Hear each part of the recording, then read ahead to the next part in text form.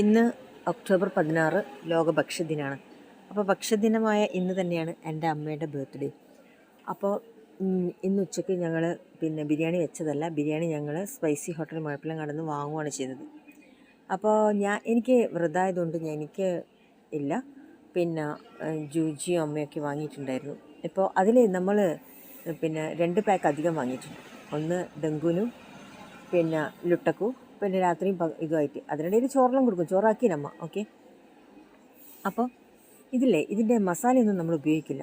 മുമ്പ് ഒരിക്കൽ വീഡിയോ ഇട്ടപ്പോൾ പലരും പറഞ്ഞിട്ടുണ്ട് മസാലയെല്ലാം കൊടുക്കുമ്പോൾ നായ്ക്ക്. ഓക്കെ, മസാല കൊടുക്കാറേ ഇല്ല.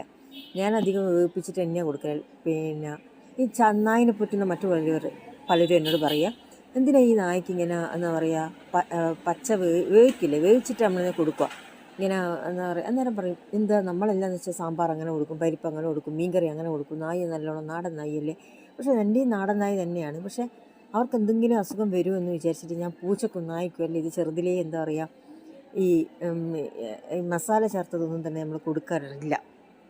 അപ്പോൾ ഇത് വാങ്ങിക്കൊണ്ടുവന്നപ്പോഴാണ് ഇതിൽ നിന്ന് മസാലയെല്ലാം മാറ്റിയിട്ട് കഷ്ണത്തിൽ മസാലയൊക്കെ പറ്റിയിട്ടുണ്ട്. പക്ഷെ അത് കഴുകിയിട്ടാണ് കൊടുക്കാറ്. അതിനൊന്നും ഇതിൻ്റെ തായൽ നിന്നിട്ട് എന്നെ മാന്തും പിച്ചും ഒക്കെ ചെയ്യുന്നുണ്ട്. വേന്താന്ന് പറഞ്ഞിട്ട്. അപ്പോൾ തന്നെ ഞാനെന്ത് ചെയ്തു, അവരെ പ്ലേറ്റിൽ അവർക്ക് 2 പേർക്കും കൊടുത്ത്, അരിക്ക് ഡെങ്കുവിനും ലുട്ടക്കും.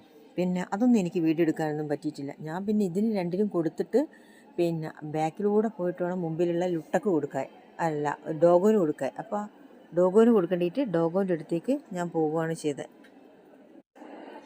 അപ്പോൾ ഇവർ 2 പേരും കാണാതെ കൊടുക്കണം, അല്ലെങ്കിൽ ലുട്ട യാതൊരു വിധത്തിലും ഡോഗോനെ തിന്നാൻ വിടില്ല. അതാണ് പ്രശ്നം. അങ്ങനെ ഡോഗോന് മുമ്പ് കൊടുത്ത് ഡോഗോ അങ്ങനെ തിന്നു. അപ്പോൾ അമ്മയുടെ ബർത്ത്ഡേ ഇന്ന് ആഘോഷിച്ച്